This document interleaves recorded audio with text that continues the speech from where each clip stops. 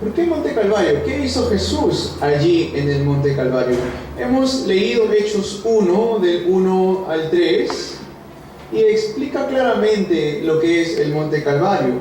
Dice en mi primer tratado, oh Teófilo, esto es aquí Lucas escribiéndole a Teófilo, le dice en mi primer tratado, oh Teófilo, te hablé acerca de todas las cosas que Jesús comenzó a hacer y a enseñar. En otras palabras, lo que Jesús hizo, la obra de redención que nuestro Señor Jesucristo hizo, ¿dónde? En el Monte Calvario. Cuando Él en la cruz dijo, consumado es, Juan 19:30 lo dice de esta manera. ¿Qué significa consumado es? Que Él completó, perfeccionó la obra de salvación. No fue una obra incompleta, completamente Él hizo la obra de salvación allí en el Monte Calvario. Dice hasta el día que fue recibido arriba, después de haber dado mandamientos por el Espíritu Santo a los apóstoles que Él había escogido, a quienes también después de haber padecido se presentó vivo con muchas pruebas indubitables, es decir, que no hay duda de estas pruebas, apareciéndoseles durante 40 días y hablándoles acerca del reino de Dios. Como Iglesia Unánimes en Cristo, hemos comenzado a orar por la construcción de la iglesia. ¿Amén? Bien es cierto, no tenemos todavía un lugar donde nos podemos congregar como iglesia, un lugar propio, me refiero, pero podemos comenzar en oración. Es la mejor manera que podemos comenzar. Entonces, hoy el tema va a ir concerniente a esto. ¿Cuál es el templo que Dios desea tener? Porque hay muchos templos, hay muchas iglesias alrededor de todo el mundo. Pero ¿cuál es el templo? ¿Cuál es la iglesia que Dios desea? De eso se trata el mensaje el día de hoy, el templo del Monte Calvario. Mientras comenzamos orando por la construcción del templo, también hemos comenzado a ofrendar por la construcción del templo. Dice, podemos también saber el propósito de por qué estamos haciendo esto. Si nos preguntamos por qué hay tantas iglesias, ¿no? ¿Por qué es que aunque hayan tantas iglesias caen en pruebas y no pueden tener su propio templo? Recuerdo que cuando tuvimos la visita del pastor Hong, ¿cuántos se acuerdan del pastor Hong? Amén. Amén. Nos dijo algo muy interesante. Podemos alquilar quizás este templo, ¿no? Mensualmente, pero ese dinero, esa economía que nosotros damos como ofrenda, como diezmos, se va a ir a la economía de las tinieblas, porque se lo estamos dando a un no creyente. Entonces, ¿qué debería hacer esto en nosotros? Debería formar en nosotros un fervor en oración para que Dios pueda guiarnos a poder levantar nuestro propio templo, donde se pueda acumular la economía de la luz para su reino, para las misiones, para los remanentes. Amén. Entonces, de esta manera vamos pensando un poco en qué significa la construcción del templo, qué significa el tener nuestro propio templo. Tenemos que recibir verdaderas respuestas mientras estamos orando por la construcción de la iglesia. Pero ¿cómo podemos hacer eso? Tenemos que construir el templo del Monte Calvario, como lo dice aquí el título del día de hoy, el templo del Monte Calvario. Pero antes de esto, vamos a conocer tres cosas muy importantes. Vamos a ver la introducción. Primero, lo que el diablo está haciendo hoy en día, el diablo también está levantando templos, pero templos de idolatría, ¿sí? Templos de idolatría. Creo que viene el Papa Francisco a Perú en enero, si no me equivoco. ¿Sí? ¿En enero? Amén. ¿Y dónde es que se hizo la ceremonia cuando se hace los 28 de julio? Hay una virgen que le dicen la Virgen de la Evangelización, creo, en un templo, ¿no? Y es una virgen inmensa, es una estatua inmensa, ¿no? Y el templo es tremendo, en el sentido de que es grande. Pero todo esto que hace es atracción al ojo físico, y de esta manera el diablo atrae a las personas hacia las cosas físicas que se ven. Entonces, por eso es que se ven templos tan grandes, no solamente la iglesia católica. Está, por ejemplo, la iglesia de los mormones, está, por ejemplo, la iglesia de los testigos de Jehová. No sé si han ido por La Molina, hay un templo inmenso de los mormones, si no me equivoco. Es grandísimo, ¿no? Es muy, muy grande. Recuerdo una vez visitar Chimbote. En Chimbote también está la iglesia la iglesia católica, que también es grande. No sé si es en Nuevo Chimbote o en Chimbote mismo, Nuevo Chimbote, donde es grande la iglesia católica que está ahí, ¿no? Entonces hay muchos templos que el diablo mismo está levantando para desviar a las personas de la verdad y el trasfondo verdadero de lo que significa tener un templo o una iglesia. Vamos a ver bíblicamente esto, ¿sí? Satanás continúa construyendo templos de idolatría para traer más destrucción a las personas, y como trae más destrucción, más idolatría, más problemas espirituales se están levantando en nuestra nación y alrededor del mundo.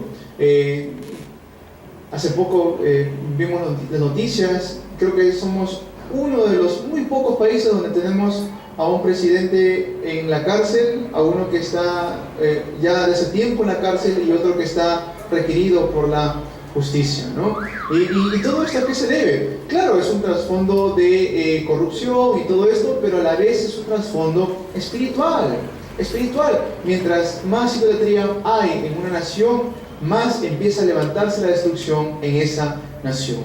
El estado actual de Venezuela, nuestros hermanos venezolanos que están allá, recuerdo haber conversado con una coronel de la Fuerza Aérea, que es una hermana en Cristo ahora, que está sirviendo al pueblo de Dios en Venezuela, pero ella me contó de que la santería que se usa desde los brujos, de los chamanes en Cuba, como en ese entonces el presidente de Cuba y el presidente de Venezuela eran muy amigos, fue traído también hacia el país de Venezuela. Por eso que también en Venezuela hay lo que es la brujería, hay mucho lo que es la santería, y eso se va a reflejar en la nación entera.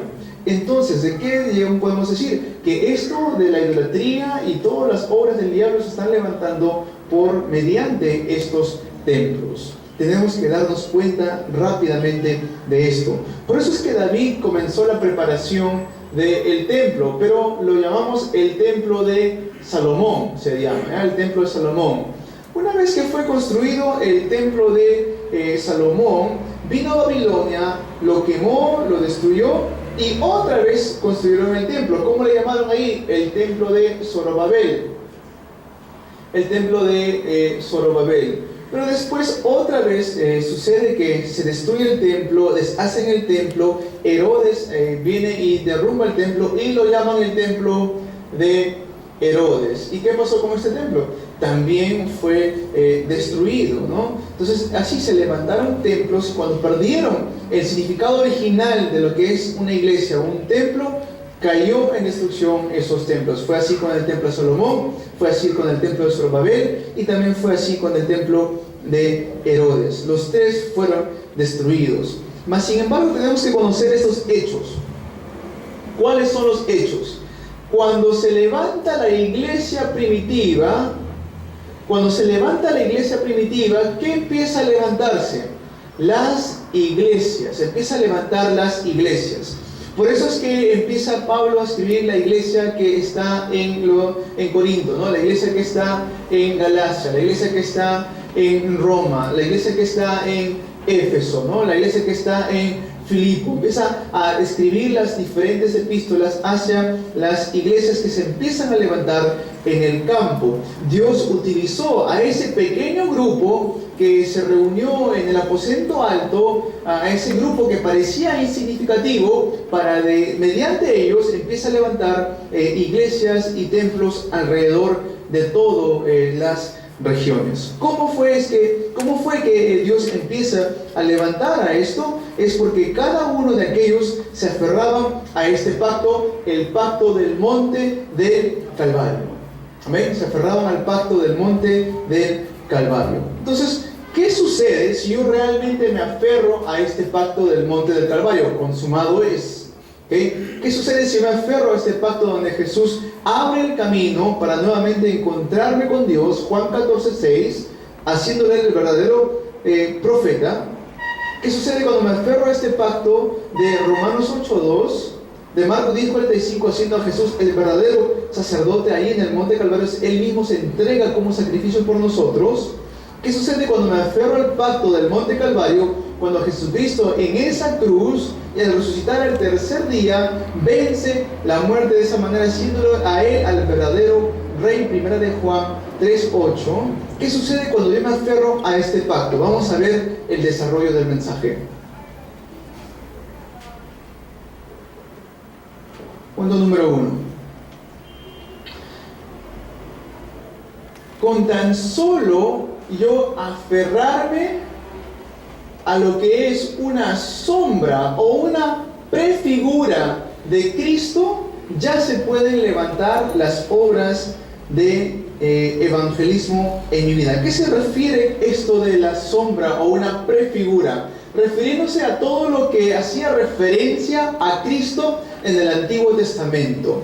En Génesis 6:14, ¿qué le dice Dios ahí a Moisés? Le dice: hazte un arca de madera de gofer, harás aposentos en el arca y la calafatearás con brea por dentro y por fuera. ¿Qué significa esto del arca? El arca era una sombra ¿de quién? Una sombra de Cristo. Todos los que entraron en el arca fueron salvos, dice la palabra de Dios. Amén. ¿Qué hizo Moisés ahí? Simplemente se aferró a la promesa de la sombra de Cristo. Hoy en día este arca para nosotros, ¿quién es? Es Cristo. Si yo estoy en Cristo, ¿qué soy? Soy un hijo, una hija de Dios, estoy salvo. Construye el arca y si entras, vivirás. ¿Qué hizo en el tiempo de Moisés? En el tiempo de Moisés se levanta lo que es el movimiento de los tabernáculos, donde vivían en los tabernáculos.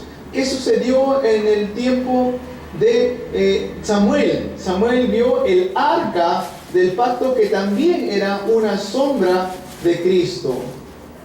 ¿Qué sucedió en el tiempo de David? El tiempo de David es cuando empiezan a levantar el movimiento del templo, esto representando lo que es la sombra del Cristo. Y si leemos en Ageo capítulo 2, del 1 al 9, ahí dice, del versículo 6 al 7, dice: porque así dice Jehová de los ejércitos, de aquí a poco yo haré temblar los cielos y la tierra, el mar y la tierra seca, y haré temblar a todas las naciones, y vendrá el deseado de todas las naciones, y llenaré la gloria de esta casa, ha dicho Jehová de los ejércitos.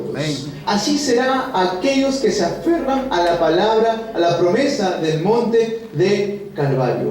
Una iglesia que tiene y se aferra a la promesa del monte Calvario, consumado es, Dios lo mantiene esa iglesia. Dios permanece firme, hace que esa iglesia permanezca firme ante los ojos de Él. Amén.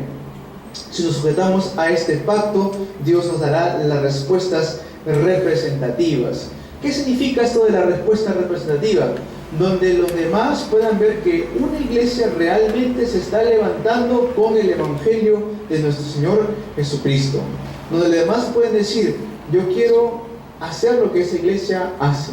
Donde otras iglesias pueden ver en nosotros una respuesta representativa. Donde nosotros podemos de repente recibir las respuestas representativas.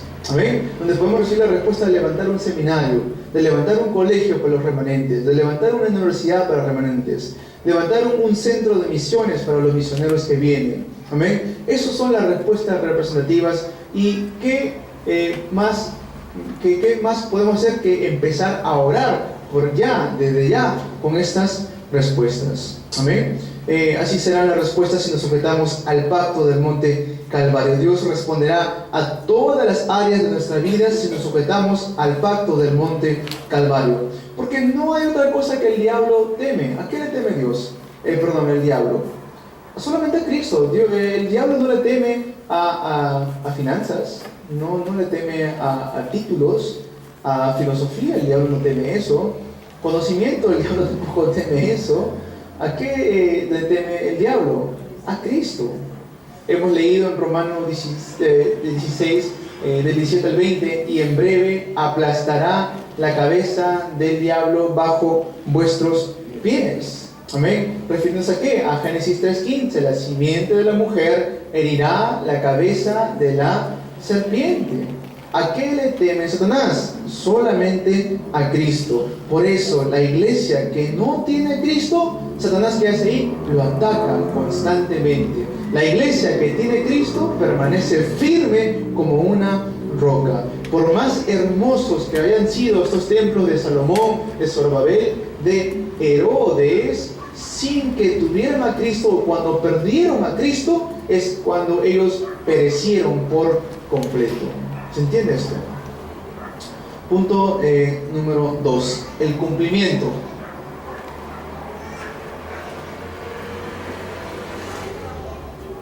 El cumplimiento del monte Calvario. Si leemos Mateo, capítulo 16, del 16 al 20, Pedro hace una confesión muy interesante.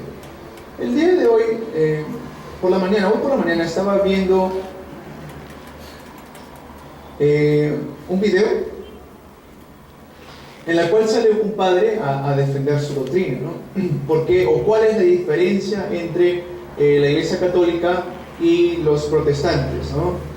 Me sorprendió un poco su respuesta. Dijo, la diferencia es autoridad. Autoridad, dijo. Nosotros como protestantes, nuestra máxima autoridad es la Biblia, sí, la palabra de Dios. Pero ellos dicen, pues nuestra máxima autoridad no es la Biblia, es el Papa. Y es cierto, eso es su máxima autoridad. Porque ellos dicen, bueno, hay cosas que no están en la Biblia, y es necesario que el ungido o el Papa, ¿no?, pueda él o ellos dirigirnos bajo lo que ellos interpretan de la Biblia. Me puse a pensar en esto, ¿no? ¿Qué respuesta no encuentras en la Biblia? Ahí está todo, la palabra de Dios, ¿o no? Amén. En la Biblia está todo. Si yo quiero encontrar una respuesta a mi vida, ¿dónde la encuentro? En la palabra de Dios. Sin embargo, me puse a pensar un poco en lo que decía este padre, ¿no? Cuando Pedro confiesa, tú eres el Cristo, el Hijo del Dios viviente, y Jesús le dice, bienaventurado eres tú, Simón, hijo de Jonás, porque no te lo reveló ni carne ni sangre, sino mi Padre que está en los cielos. Yo también te digo a ti que tú eres Pedro. ¿Qué significa Pedro? Que tú eres una roca, una pequeña roca, y sobre esta roca edificaré mi iglesia. No estaba refiriéndose a que Pedro iba a ser la iglesia. Estaba refiriéndose a la confesión que hace Pedro. Amén. Amén.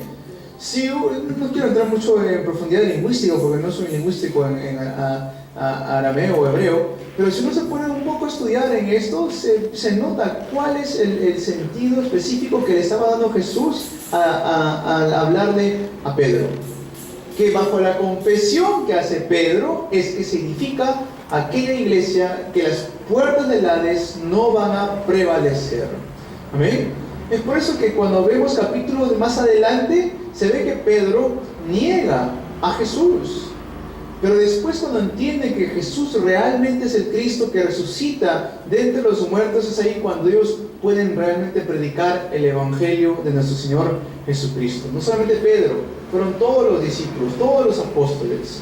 ¿Ven? Esa bendición está sobre aquellos que se sujetan al cumplimiento del monte del Calvario. Nadie puede detener esto. Por eso dice, sobre esta roca edificaré mi iglesia. La iglesia que confiesa que Jesús es el Cristo es una roca. También dice ahí, las puertas del Hades no prevalecerán contra ella. Nos ha dado autoridad para poder quebrantar las fuerzas de las tinieblas. También nos dice ahí, a ti te doy las llaves del reino de los cielos. ¿Qué es esto? El evangelismo, la gran bendición de que yo pueda predicar la palabra de Dios, y con predicar la palabra de Dios una persona pueda recibir salvación eterna. Amén. Esa es la iglesia que realmente predica el evangelio de Jesucristo. Cuando Moisés se dio cuenta del pacto del monte Calvario, el poder fue revelado mediante su bastón o la vara que él tenía. En Hechos, lo que hemos leído hoy, Hechos 1 del 1 al 3, no hay nada que pueda detener esto, ni la pobreza puede detener esto. ¿Amén? ¿A quién es que Dios le da este pacto del monte Calvario? ¿A gente rica, adinerada? No, le da, dice, a los hombres galileos, es decir, a personas que no tenían mucho trasfondo económico. A ellos le da el pacto del monte Calvario, y cómo ellos pudieron hacer un cambio tan fuerte, tan extraordinario, que hasta el día de hoy se sigue predicando la palabra de Dios. ¿Amén? ¿Por qué? Porque se aferraron al pacto del monte Calvario. Hechos 1:8. ¿Qué nos quiere decir Hechos 1:8 de recibir poder? Que nuestra impotencia, mis debilidades, no tienen nada que ver con lo que Dios va a hacer mediante el poder del Espíritu Santo. Amén. Por muy débil que yo pueda ser, en Hechos 1:8 dice: pero recibiréis poder cuando haya venido sobre vosotros el Espíritu Santo. Por eso todas las iglesias del mundo tenemos que aferrarnos a este pacto, al pacto del monte Calvario. Pero pastor, ¿qué tiene que ver esto con mi trabajo? ¿Qué tiene que ver esto con mis estudios? ¿Qué tiene que ver esto con mi negocio, con mi vida? Lo vuelvo a repetir: pero recibiréis poder cuando haya venido sobre vosotros el Espíritu Santo, y me seréis testigos en Jerusalén, en toda Judea, en Samaria y hasta lo último de la tierra. ¿Qué tiene que ver esto? Tiene todo que ver con mi vida. ¿Dónde necesito poder? ¿Necesito poder en mi familia? Amén. ¿Necesito poder del Espíritu Santo en mi negocio? Amén. ¿Necesito poder del Espíritu Santo en mis estudios? Amén. En todos los aspectos de mi vida necesito el poder del Espíritu Santo. Por eso Jesús claramente lo dice en Juan 15: fuera de mí nada podéis hacer. No hay nada más importante. Desde el día que yo me sujeto a este pacto, desde ese día en adelante, es que las respuestas van a poder empezar a venir a mi vida. Punto 3. ¿Cuál es el futuro del monte del Calvario?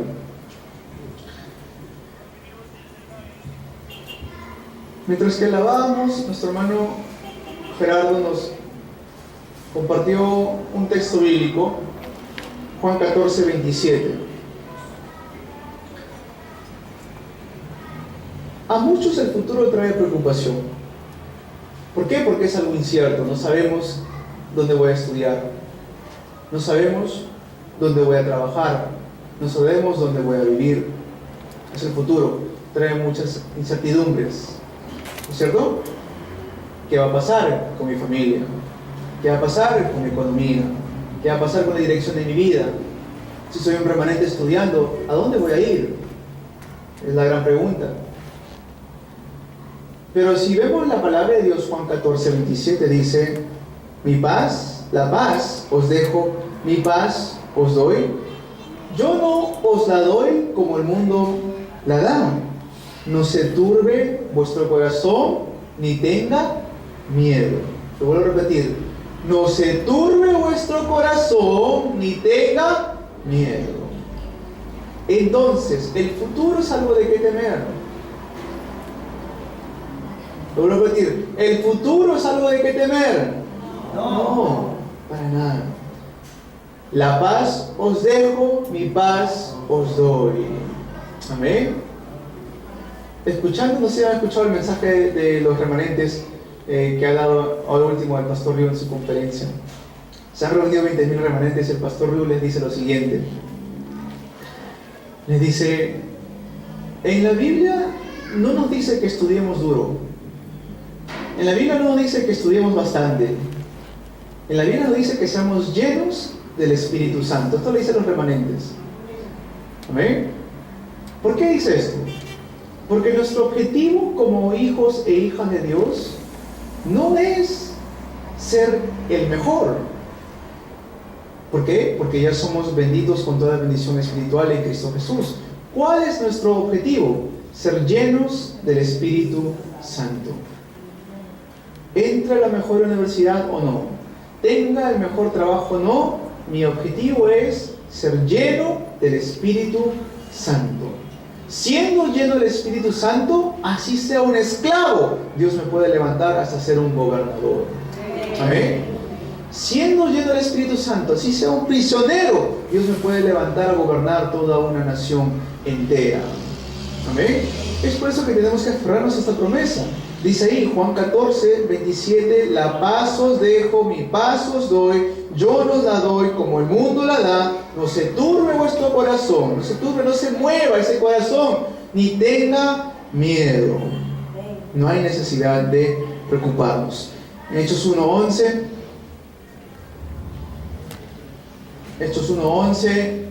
ahí cuando Jesús se va, dice que ángeles aparecen alrededor de los discípulos. ¿Por qué aparecen estos ángeles? Porque estos ángeles existen hasta el día de hoy, están ahí. Oren, movilicen esos ángeles. El pastor Henry bromeaba con nosotros, decía, no dejen que sus ángeles se vuelvan panzones, ¿no? Háganlos trabajar, decía el pastor Henry, ¿no? En oración, Dios moviliza a tus ángeles, donde sea que vayan tus hijos, Señor mío, que puedan movilizarse los ángeles para poder yo establecer tu reino donde sea que vaya con tranquilidad. ¿Qué más dice en Hechos 1:11? Voy a regresar, no se preocupen, la promesa de Jesús, que así como Él se ha ido, así mismo va a regresar. Esa es nuestra promesa, nuestra esperanza.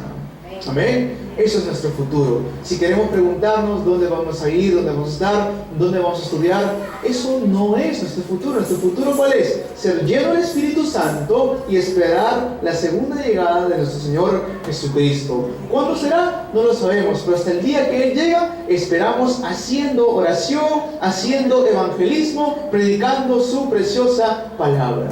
Amén. Y Apocalipsis 8 del 3 al 5, Apocalipsis 8 del 3 al 5 nos dice que los ángeles llevan nuestras oraciones en un incensario de oro ante la presencia del Señor.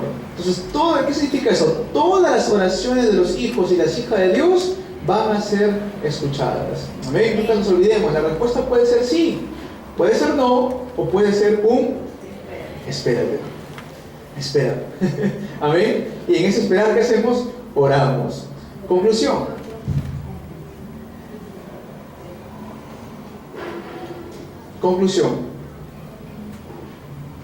¿Cómo puedo yo sujetarme a este pacto?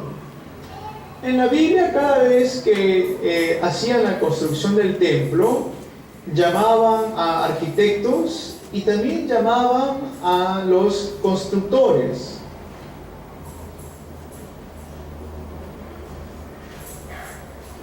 Oremos para que nosotros realmente seamos estos constructores, pero no simples constructores, sino unos constructores que ven el ámbito espiritual, estos constructores santos, edificadores santos. ¿Qué es lo que vamos a edificar o construir? No solamente el templo, vamos a dar sanidad mediante la palabra de Dios. Amén. Oremos para que Dios nos use a nosotros como aquellos obreros que hemos visto en Romanos capítulo 16 en el primer mensaje. Ellos fueron personas que estuvieron allí construyendo no solamente el templo, construyendo el camino para que pueda hacerse la evangelización mundial. Que Dios pueda darnos un templo en el cual podamos levantar correctamente a los preciosos remanentes, donde Dios pueda darnos un templo en el cual los remanentes puedan libremente venir a dar el culto, puedan ellos libremente venir a alabar a Dios,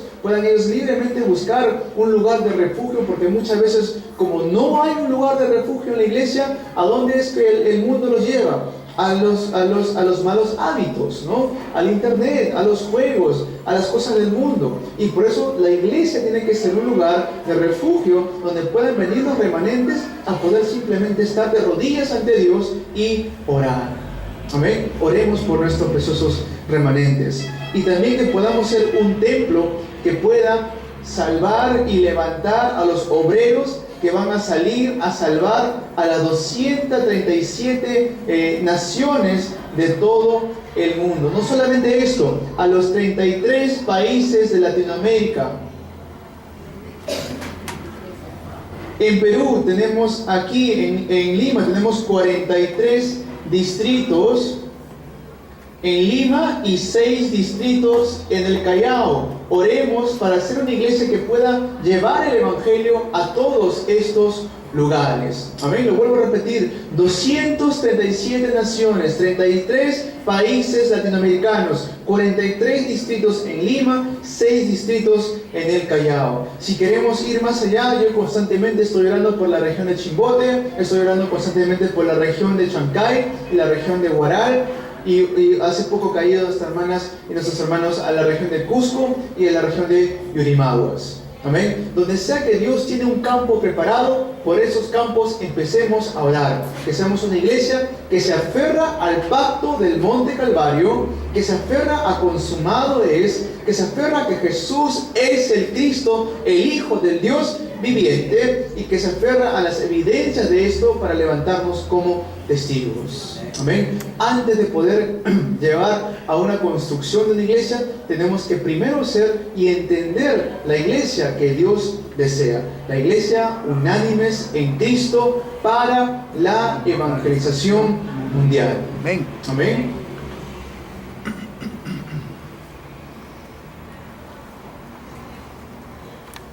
Para terminar, a nuestros queridos remanentes que están aquí, realmente oren. Oren para que sean llenos del Espíritu Santo, que es el mejor método. Amén. En los estudios, en su familia. Aunque José fue esclavo, es que él pudo tener victoria en la oración. Amén. Si yo tengo victoria en la oración, si yo tengo victoria en el culto, puedo tener victoria en todos los aspectos de mi vida. Amén. Amén. Nunca escojamos más los estudios que el culto. ¿A qué me refiero con esto? Nunca consideremos nada más importante que el culto. Amén. ¿Permanentes? Amén. Amén. Nunca consideremos nada más importante que el culto. Porque es lo que el diablo siempre ha querido quitar. Cuando se encuentra con Jesús y le hace las tentaciones en el desierto, cuando ayunaba a Jesús, le quiere primero hacer la tentación con la comida. Si eres realmente Dios, convierte estos panes, estas piedras en pan, ¿no? Después le dice: si tú realmente eres Dios, tírate de esta colina y van a venir ángeles a tu socorro. Pero su objetivo no era ese. Su objetivo era: si tú realmente eres, si tú me das culto a mí el día de hoy, yo te voy a entregar todo lo que tú ves acá, todo el mundo. Escoge el mundo y dame culto a mí. Pero no, Jesús no fue tentado en eso. ¿Por qué? Porque el diablo quiere siempre quitar el culto al hijo o la hija de Dios. Amén. Entonces nunca seamos engañados de esa manera. Si tenemos victoria en el culto, tenemos victoria en todo lo demás. Si tenemos victoria en la oración, tenemos victoria en todo lo demás. ¿Amén? Si hasta el día de hoy he estado considerando que los estudios son más importantes que el culto, pues cambiemos. En oración: Padre, permite que yo pueda considerar el culto como lo más precioso de mi vida. Padre, permite que yo pueda tener victoria en la oración el día de hoy. Permite que esta palabra se quede enraizada en mí, que no me olvide esta palabra, más bien que al regresar a casa pueda continuamente orar: Señor mío, levántame como un testigo verdadero tuyo, y que yo pueda ser parte de la construcción del templo del monte de Calvario. Amén. Vamos a ver. Padre bueno, te agradecemos.